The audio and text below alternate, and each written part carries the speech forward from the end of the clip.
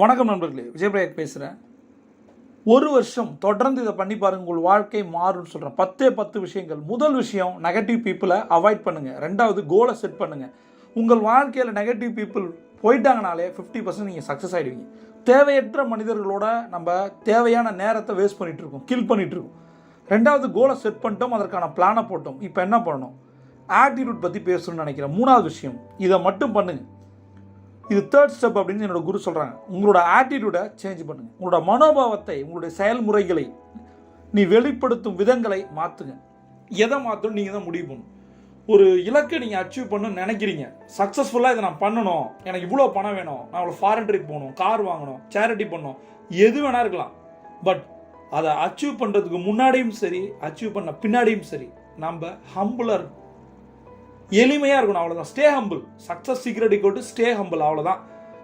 நம்மளுடைய அந்த ஷோ பிஸ்னஸை காட்டவே கூடாது. நிறைய பேர் என்ன நினைக்கிறாங்கன்னா, பணம் வந்துட்டு இருக்கும் போதோ, கொஞ்சம் பிரபலம் ஆகும்போதோ, அல்லது பணக்காரத்தன்மை வரும்போதோ, இல்லை செலிபிரிட்டியாக மாறும்போதோ அந்த கெத்தை காட்ட நினைப்பாங்க. நடந்து வந்த பாதையை திரும்பி பார்க்கணும்னு நான் கேட்டுக்கிறேன். இன்றைக்கும் நான் என்னோடய ஆஃபீஸ் பேசிகிட்டு இருக்கேன். அதிகாலையில் நான் கார் எடுக்கும்போது யோசிப்பேன், நான் ஒரு பிஸ்னஸ் மேனாக நான் என்ன நினைக்க மாட்டேன். நான் ஒரு கடன்காரன். கடன் இருக்கும்போது எனக்கு எவ்வளோ ப்ரெஷர் இருந்தது, அப்போ நான் எப்படி ஓடினேன், இப்போ நான் எப்படி ஓடிக்கிட்டு இருக்கேன். டிஃப்ரென்ஸ் இருக்குது. உங்களுக்கு ஒரு விஷயம் கிடைக்கிறதுக்காக நீங்கள் ஓடுறதுக்கும் கிடைச்ச பின்னாடி நீங்கள் ஓடுறதுக்கும் வித்தியாசம் இருக்குது. நிறைய பேர் அது பெருசாக அச்சீவ் பண்ண நினைக்கிறாங்க. இல்லை, இது ஒரு ஸ்டெப் ஸ்டோன். இனிமேல் தான் பெரிய, இது ட்ரெயிலர், இது இன்னும் பெரிய படம் பின்னாடி தான் வருது. இப்போ தான் நம்ம நிறைய ஒர்க் பண்ணணும். கடன்ன்ற ஒரு விஷயத்தை கடவுள் கொடுத்தாரு. எதற்குன்னா, கடன்னா என்ன, கஷ்டம்னா என்னன்னு புரிய வச்சார். இல்லைன்னா வாழ்க்கையை வேற மாதிரி போயிருக்கு. அதை புரிஞ்ச பின்னாடி பணம்னா என்ன, மனிதர்கள் என்னன்னு புரிஞ்சுது. இதற்கு அப்புறம் நம்ம தெரிஞ்சுட்டு விளையாடுறோம். நம்ம ஏதோ ஒன்று பிளான் பண்ணோம், நம்மளோட ஷார்ட் சரியில்லை, நம்ம எல்லா மேட்ச்லையும் டக் அவுட் ஆகிட்டு இருக்கோம், இல்லை பர்ஃபார்ம் பண்ணவே இல்லை. இப்போ நம்ம எப்படி பேக் டு பேசிக்ஸ், திருப்பி குருக்கிட்ட போயிட்டு இந்த ஷார்ட் செலெக்ஷன் எப்படி, டெக்னிக்ஸ் எதாவது சரி பண்ணோம், அதெல்லாம் கற்றுக்கிட்டு திரும்ப வரோம். அதுதான் கடன். அந்த கோச்சிட்ட போய் நிற்கிறோம் இல்லையா, அதுதான் எல்லாருக்கும் கடவுள் குருவை கொடுக்க முடியாதுன்னா கடனை கொடுத்துருக்காரு. கடன் தான் எல்லாத்துக்கும் ஒரு குரு அப்படின்னு வச்சிங்க. அப்போ நீங்கள் பட்ட கஷ்டங்களை நினச்சி பாருங்கள், பட்ட அவமானங்களை நினச்சி பாருங்கள். நிறைய பேர் அவமானங்களை தாண்டி வந்திருக்காங்க, ஆனால் ஒரு கெத்துக்கு வந்துடுறாங்க. ஏன்னா என்னோட ஸ்டுடியோவுக்கு ஒரு செலிபிரிட்டி வந்திருந்தார். ஆச்சரியமாக இருந்தது. அப்கமிங் செலிபிரிட்டி அவர் ஆட்டிடியூடை நான் பார்த்தேன். அது இல்லாமல் அவரை பார்க்கும்போது மக்கள் பண்ண அந்த அட்ராசிட்டிஸ்லாம் பார்க்கும்போது எனக்கு அன்றைக்கி உண்மையாலுமே அவரு கமெடின்றதை விட அவருக்காக மக்கள் பண்ண விஷயத்தை நினைக்கும் போது ரொம்ப காமெடியாக இருந்தது. யார் அவர், எதற்காக இப்படி இவங்க ரியாக்ட் பண்ணுறாங்க? நான் சொல்லட்டுமா? ஸ்ரீராம்னு ஒருத்தர் இருக்கார். கூகுளில் சர்ச் பண்ணி பாருங்கள். கூகுள் ஸ்ரீராம். கூகுளுக்கு ஆரம்ப காலத்தில் இன்வெஸ்ட் பண்ணவர். அவர் வெஞ்சர் கேபிட்டலிஸ்ட், ஒரு தமிழன். நான் என்ன கேட்குறேன், உங்களுக்கு யாரை தெரியணும்? உங்களுக்கு எல்லாருக்கும் யோகி பாபுவை தெரியும், ஆனால் கூகுள் ஸ்ரீராமை தெரியாது. பட் உங்களுக்கு யாரை தெரிஞ்சிருக்கணும்? நீங்கள் எல்லாரும் ஒரு நாள், நான் என் பேச்சை கேட்குற எல்லாரும் ஒரு நாள் யோகி பாபா மாற போகிறீங்களா? சினிமாவில் போய் காமெடி நடிக்க போகிறீங்களா? ஆனால் எல்லாருமே ஒரு நாள் ஸ்ரீராமாக மாற முடியும். எதுவாக மாறணும், யாராக மாறணும், இங்கே தான் நம்ம மீடியாவோட வேலையே இருக்குது. உங்களுடைய ஆர்வம் என்னவோ அதை நினச்சி பார்த்தேன். நாங்கள் ஒரு வீடியோ ஷூட் பண்ணோம். ஒரு பையன் ஒரு 12 விதமான கண்டுபிடிப்பை கண்டுபிடிச்சிருக்கான். அதுக்கு ஒரு டேக்லைன் நாங்கள் கொடுத்து அடுத்து அப்துல் கலாம் போட்டோம். காமெடியாக இருந்தது தெரியுமா? அதை எத்தனை பேர் பார்த்தாங்க தெரியுமா? சொற்பமான மனிதர்கள். அந்த பையனை நம்ம என்கரேஜ் பண்ணுமா, வேற ஒரு பையனை என்கரேஜ் பண்ணுமா, வேற ஒரு கமெடியனை என்கரேஜ் பண்ணுமா? நல்ல விஷயம். எந்த துறையும் எந்த தொழிலும் நான் குறையா சொல்லலை. பட் உங்களுக்கு எது தேவையோ, எந்த டேலண்ட்டை நீங்கள் கொண்டு வரணும். ஒரு மிமிக்ரி பண்ணுற ஒரு குழந்தைய நீங்கள் என்கரேஜ் பண்ணுமா, ஒரு 12 கண்டுபிடிப்பை பிடிச்ச ஒரு சயின்டிஸ்ட் பையனை நீங்கள் கொண்டாடணுமா? யோசிச்சு பாருங்க. நம்ம எங்கே ப்ராப்ளம் எங்கே இருக்குது? நாம் நினைக்கிறோம் நம்மளை ஆள்றவங்க எப்படி இருக்கணும், நான் மாற வேண்டியது யாரை? இந்த மாதிரி விஷயங்கள் மாறும்போது தான் எல்லாமே மாறும். எதை கொண்டாடணும், எதை பாராட்டணும், யாரோட ஃபோட்டோ எடுத்துக்கணும். எனக்கு நீ நினச்சி பாருங்களேன், கஷ்டப்பட்டு தான் எல்லாரும் வராங்க, எல்லா துறையிலையும் கஷ்டப்பட்டு தான் வராங்க. ஆனால் எல்லாருக்கும் அந்த புகழ் கிடைக்கவே மாட்டேங்குது இல்லை? அப்போ அந்த இடத்துல சொல்கிறேன், வளர்ந்துக்கிட்டு இருக்க ஒரு பிஸ்னஸ் மேனாக இருந்தாலும் சரி, நீங்கள் அச்சீவ் பண்ணுறதா நினச்ச பிஸ்னஸ் மேனாக இருந்தாலும் சரி, அந்த கெத்து பிஸ்னஸ் என்னைக்கும் வேலைக்காக. இந்த ஆட்டிடியூட்ன்றது ப்ராப்ளம். நீங்கள் காட்டுற கெத்து அப்படின்றது ஒரு ப்ராப்ளம். முதல்ல எனக்கு குரு சொல்லுவாங்க. என்னோட குரு லாஸ்ட் இயர் ஏர்ன் பண்ண காசு நான் சொல்கிறேன் பாருங்க. அட் ஏஜ் ஆஃப் 70+ 700 crore பண்ணியிருக்காங்க.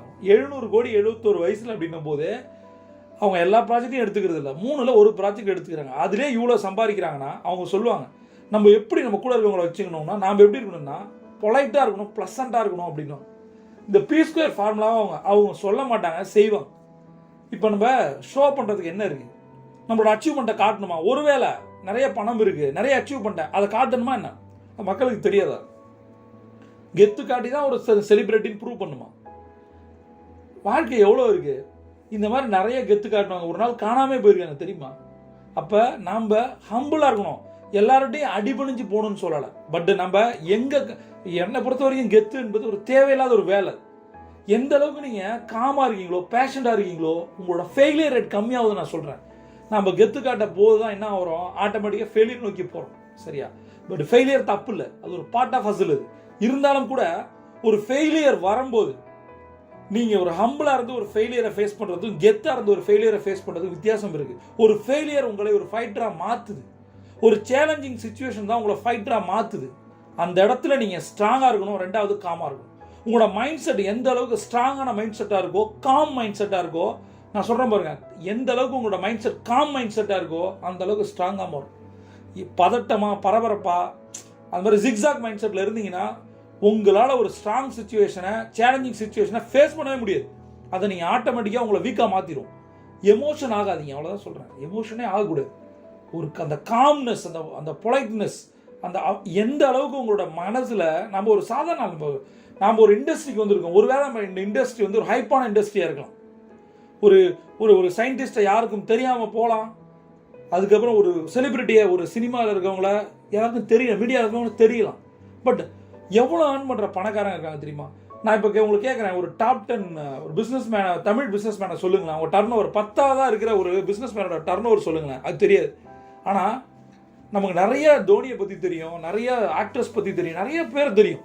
கிரிக்கெட்டும் சினிமாவும் என்டர்டைன்மெண்ட் மீடியா நம்மளை வேற மாதிரி ஆக்கிடுச்சு.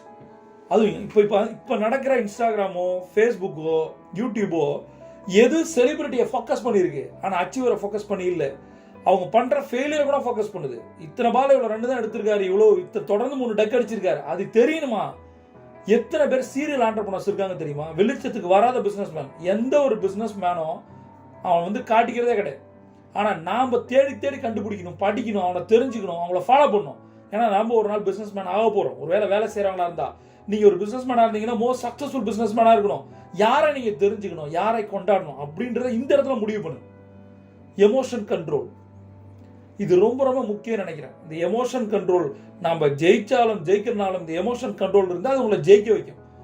ஒரு சக்ஸஸ்ஃபுல் பிஸ்னஸ் மேனுக்கு இந்த இடத்துல நான் சொல்லித்தர ஒரு விஷயம் என்ன தெரியுமா? ஆட்டிடியூட். யாருக்கிட்டையுமே நீ ஒரு சரியான மனோபாவத்தை காட்டுங்க. அந்த ஆட்டிடியூட்ன்ற வேர்டையே கெட்ட வார்த்தை ஆகிட்டாங்க. ஆட்டிடியூட் காட்டுறாரு அப்படின்ட்டாங்க. ஆட்டிடியூடுன்றதே ஒரு மாதிரி கெத்தாயிடுச்சு. நான் வேற மாதிரி பண்ணுறேன். நான் பணம் இருக்கோ இல்லையோ ஒரு பந்தாவை பேசுகிறேன், பந்தாவை நடந்துக்கிறேன், எல்லாரையும் அவாய்ட் பண்ணுறேன். இதெல்லாம் பணக்காரத்தன்மை நினைக்கிறீங்களா? உண்மையான பணக்காரர் அப்படி பண்ணுவான்னு நினைக்கிறீங்களா? நான் என் வாழ்க்கையில் நிறைய மில்லியனர்ஸோட நான் ஒர்க் பண்ணியிருக்கேன், பில்லியனர்ஸோட இருந்திருக்கேன். சிங்கப்பூரில் அதிகம் சம்பாதிக்கிற ஒரு தமிழனை பற்றி சொல்கிறேன். நானும் அவரும் சிங்கப்பூர் ரோடுகளில் டீ குடிக்க நடந்து போயிருக்கோம். சரியா? அவர்கிட்ட எவ்வளோ பணம் இருக்குது, ஆனால் அவர் ஹேண்டில் பண்ணுற விதம், அவங்களோட ஸ்டாஃபை ஹேண்டில் பண்ணுற விதம். ஏன்னா ஸ்டாஃபை சில பேர் வேறு மாதிரி ஹேண்டில் பண்ணுவாங்க. அதை பார்த்து நான் ஒவ்வொரு தடவையும் நான் கற்றுட்டு இருக்கேன். பெரிய மனிதர்கள் தான். அவங்க ஆட்டிடியூட் காட்ட மாட்டாங்க, ரியல் ஆட்டிடியூடை காட்டுவாங்க. பிரபஞ்சம் கட்டி காத்திருக்கு. நீங்கள் ஒரு champion. See you on top.